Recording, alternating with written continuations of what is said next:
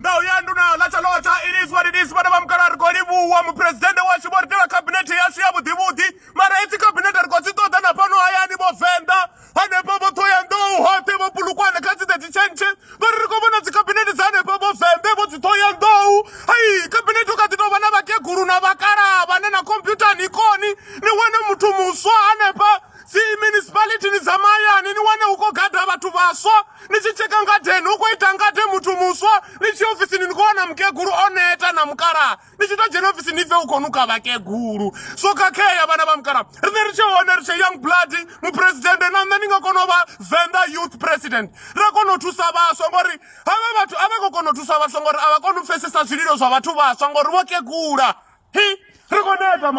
oye aonana zwingo vari vamukara muvuso ni dova na gungula ngauri vaswa va kuitesa vugevenga ndikwambo danombudzo ri vaite mini vaswa vodzura mahayani na dzibachela ni wone digiri yothe yototibva mutuku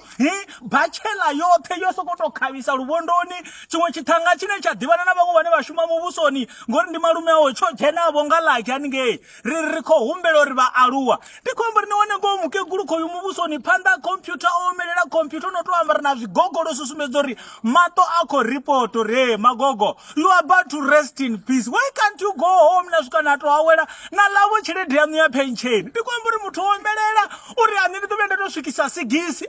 ndikwamburi vato diphinali nga pension kama tori 55 vaya vaje buto vatuwe man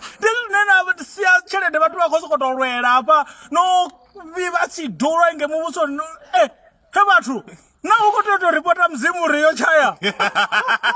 rivatenda vana vamukara ri kwataliwa mupresident wachu kavude wite uve na commission gonoya ni rive na investigation ya ri koti uvisa lende yashu vana vamukara ra tiphina vo nga ri ne vo nga thoendo yashu hi vakeguru na vakara vo ka tiphina ne vatu ku a ri humbuliwi a wu na swine right a ri sokoto va extras ni voni na haya a EPW ya cha 11 vo edela na swikafutini tsini na bada hu sa khou shumiwa i tshi ri thuva khou chaisa